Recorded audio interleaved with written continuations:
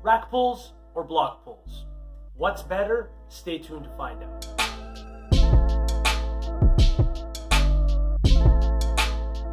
I know it's not just me. This happens a lot. People say, oh, block pulls are better because they're more specific to a deadlift. Rack pulls are an ego lift. I'll be perfectly honest with you. Depending on where you set the bar, this can either be an ineffective exercise or an ego stroking exercise. And that's what I'm going to talk about in this video. Now, block pulls and rack pulls, you're just naturally going to have a preference. And that may not last a long time. It will just go in phases where you like rack pulls and then switch over to block pulls. And you're going to vary. Different exercises need to be used during different times. There's no such thing as a staple exercise. Maybe a staple motor pattern, but not a staple exercise. Your routine should constantly be changing over the years. So this video is not about telling you which one to pick. It's about what the benefits of each are and how to use them. So let's start off with rack pulls. Rack pulls are where you do a deadlift in a rack off pins, and the height can vary. You can do them at the same height that you would your normal deadlift. You could do that mid-shin, just below the knee. I don't suggest going over your knee.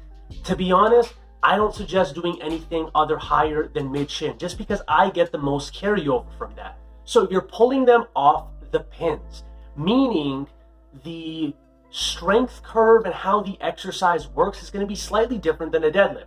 Why? The bar will not be bending as much because the plates are not off the floor. The contact point is going to be the actual bar itself. And pulling from this without having any whip in the bar could actually be better for you than actual deadlifts, because you're pulling from a stiff bar, which is difficult to do. This engages your muscles slightly better. Whenever I do rack pulls, I notice I have higher upper back soreness. And when I do rack pulls, I feel a shit ton in my hamstrings compared to block pulls. So a big advantage of rack pulls and block pulls is that you probably can use heavier loads. But that's not why I use this exercise for. I set it roughly at the same height a deadlift would be, slightly above, even, just to strengthen my pulling strength. I'm not using this as an overload exercise. I'm using this as another form of hip hinge, another form of lower body pull, another form of deadlift. This will build my posterior chain strength. I'm not using this to overload. If I want to overload, I would use bands.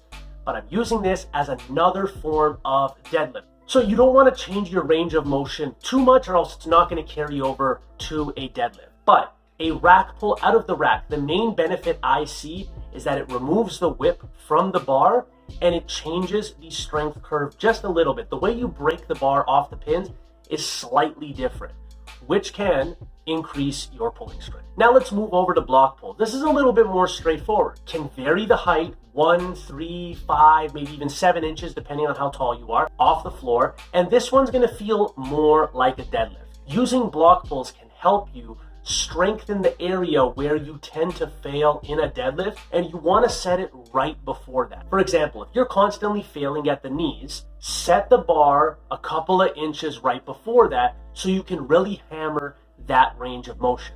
Block pulls are going to feel basically like an elevated deadlift. It's similar to a rack pull where you're reducing the range of motion, but the mechanics and the way the bar is going to bend and break off the floor are going to be exactly the same as a deadlift. That is how I would use these two exercises. If you want to remain specific to deadlifts, use block pulls. If you want to remain more general but still getting strong, go with rack pulls. So try out both of these exercises. Let me know which one you like better. Drop them in the comments.